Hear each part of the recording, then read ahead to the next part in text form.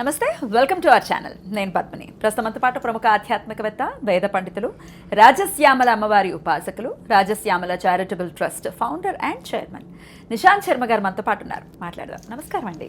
మహాదేవ. దుష్ట శక్తి అనేది డెఫినెట్గా చాలా మందిని ఇబ్బంది పెడుతూ ఉంటుంది. అది అనుభవం ఉన్న వాళ్ళకి, అంటే దాంతో ఇబ్బంది పడే వాళ్ళకి మాత్రమే అర్థమవుతుంది దాని బాధ ఏంటో, అది పెట్టేటటువంటి బాధ ఏంటో కదా. దాని గురించి తెలియని వాళ్ళు అపోహపడుతున్నావు, లేకపోతే ఏదో ఇల్యూజన్లో ఉన్నావు, ఇట్లా మాట్లాడేస్తూ ఉంటారు. దుష్ట శక్తుల తాట తీసేటటువంటి ఏకైక స్వరూపం ఆంజనేయుడు. ఈరోజు హనుమాన్ జయంతి. ఈరోజు మాట్లాడుకుంటే ఈ వీడియో ఎప్పుడో వస్తుంది, అయినప్పటికీ ఈరోజు మాట్లాడుకోవడం అనేది డెఫినెట్గా చాలా సంతోషాన్ని ఇస్తుంది. అయితే హనుమంతుడిని మరి ప్రసన్నం ఎలా చేసుకోవాలి, ఇటువంటి దుష్ట శక్తుల నుంచి బయటపడాలి అని అంటే, అవి పెట్టేటటువంటి ఇబ్బందుల నుంచి బయటపడాలంటే ఏం చేయమంటారు? అమ్మ, ఇప్పుడు ఒక చిన్న విషయము. సీతాదేవి పాపట మీద సింధూరం పెట్టింది. ఇప్పుడు హనుమంతుల వారు వెళ్ళి ఇది ఎందుకు పెట్టావు తల్లంటే నా రాముడికి ఇష్టము అన్నందుకే ఆయన ఒళ్ళంతా పూసుకొని వచ్చాడు. మీరు మామూలుగా సింధూరం కలిపేటప్పుడు చూడండి, దాంట్లో వేడిదనం బాగా ఉంటుంది. సింధూరంలో దాన్ని కలుపుతూ ఉన్న కొద్దీ నూనె ఉన్నది వేసినప్పుడు వేడితనం బాగా వస్తూ ఉంటుంది సింధూరంలో. అది ఒక వృక్షంలో ఉండే ఫలం నుంచి తయారయ్యేది సింధూరం. కానీ సింధూరం వేడిది, ఆయననే మహావేడి, ఉగ్రుడు కదా ఆయన, ఉగ్ర రూపుడు. కానీ ఆయనను శాంతింపజేసేలాగా ఉండాలి. అది ఎలా? మనిషిని చల్లార్చపెట్టేది, చలవ చేసేటివి పచ్చకర్పూరము.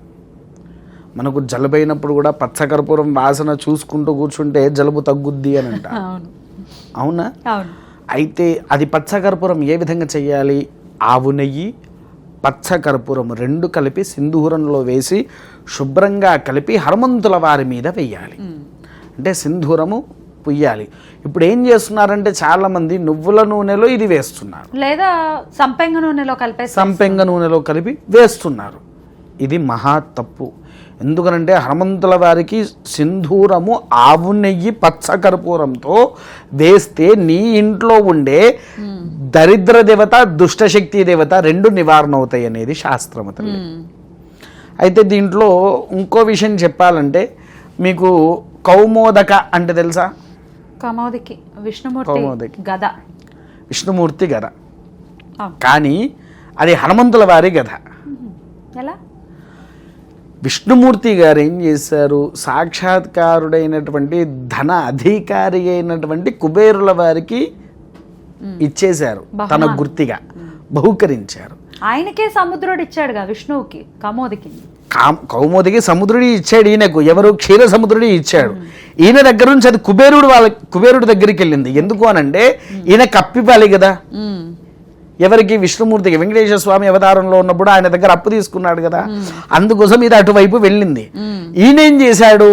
మహాశక్తివంతుడైనటువంటి హనుమంతుడికి దీనిని బహుకరిస్తే ఈ లోకం ఎంతో బాగుపడుతుంది, రాక్షస సంహరణ జరుగుతుంది అనే ఉద్దేశముతో మన కుబేరుల వారు ఈయనకు ఆ గదను మనకు ఇచ్చారు. ఇచ్చిన తర్వాత అది రాముల వారితో ఉన్నప్పుడు రాముల వారు దానికి ఇంకో రెండు పేర్లు కూడా యాడ్ చేశారు. తేజస్వి, అశోక. గదకి మూడు పేర్లు ఉన్నాయి. మూడు పేర్లు: కౌమోదకి, తేజస్వి, అశోక. ఇవి మూడు పేర్లు ఎందుకున్నాయి ఆ గదకు అసలు? కౌమోదకి అని అంటే చుట్టుపక్కల ఉండేటువంటి సంపూర్ణ దుష్టశక్తిని నివారణ చేసేది. తేజస్వి, నీలో ప్రతి ఒక్క తేజోవంతాన్ని నీకు అందింపజేసేయడానికి.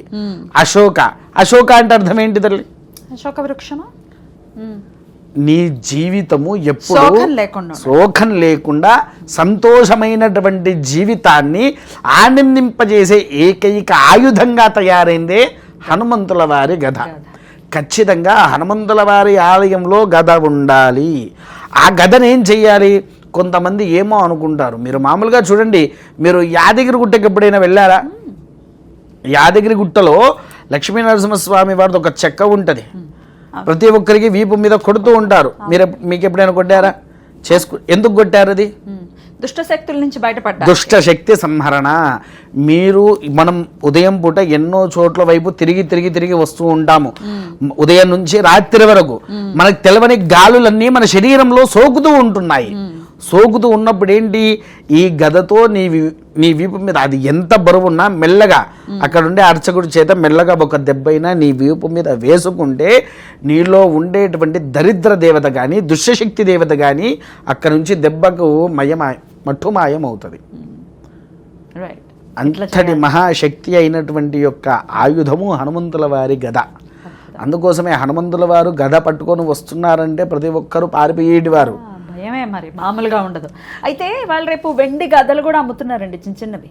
అమ్మా, హనుమంతుడు ఒకవేళ విగ్రహం ఉంది, చిన్నవి బాగా ఇంత సైజులో, ఒకవేళ మన ఇంట్లో విగ్రహం ఉందంటే ఆ గదని మనం కొనుక్కుని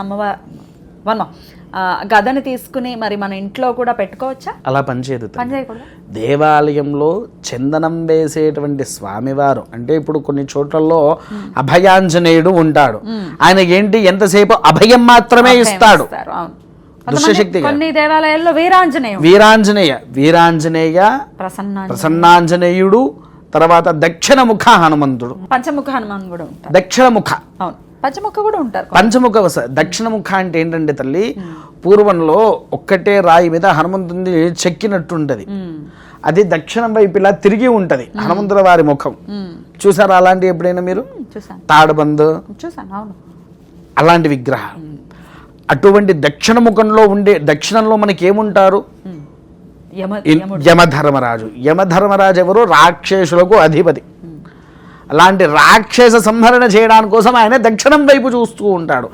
ఆ దక్షిణ ముఖంలో ఉన్నటువంటి హనుమంతుని యొక్క గద అపూర్వ శక్తితో ఉంటుంది. అందుకోసం స్వామివారికి అది చందనం వేసి హారతి ఇచ్చిన తర్వాత మంత్రపుష్పం అయిపోతుంది కదా. మంత్రపుష్పం అయిపోయిన తర్వాత అందరికి ఒక్కొక్క చిన్న దెబ్బగా నీవు ఎప్పుడైతే గదతో కొడతావో వారి శరీరంలో, వారి మనసులో, ఇప్పుడు కొంతమంది మనసు కూడా మంచిగా ఉండదు, కొంతమందికి ఏదో అలజడి ఉంటూ ఉంటుంది, లేకపోతే కోపాలతో తాపాలతో ఉంటారు. అటువంటి భావనలు కూడా తీసివేసేస్తుంది తల్లి. అంతటి గొప్ప మహా ఆయుధమే తేజస్వి అశోక కౌమోదిక. అద్భుతం. చాలా చక్కగా వివరించారండి. ఖచ్చితంగా ఒకవేళ ఏదైనా ఆలయాల్లో ఈ విధానాన్ని గనక ఒకవేళ ఉంటే గనక గదతో ఖచ్చితంగా మన వీపు మీద ఒక్కసారైనా తట్టేటటువంటి మనం కూడా ఆ విధానాన్ని అనుసరించేటటువంటి ప్రయత్నం కనుక చేస్తే దుష్టశక్తుల నివారణ అనేది ఖచ్చితంగా జరుగుతుంది అని అంటున్నారు. కాబట్టి డెఫినెట్గా చాలా చాలా అద్భుతంగా తెలియజేశారు. కృతజ్ఞతలండి. నమస్కారం. మహాదేవ.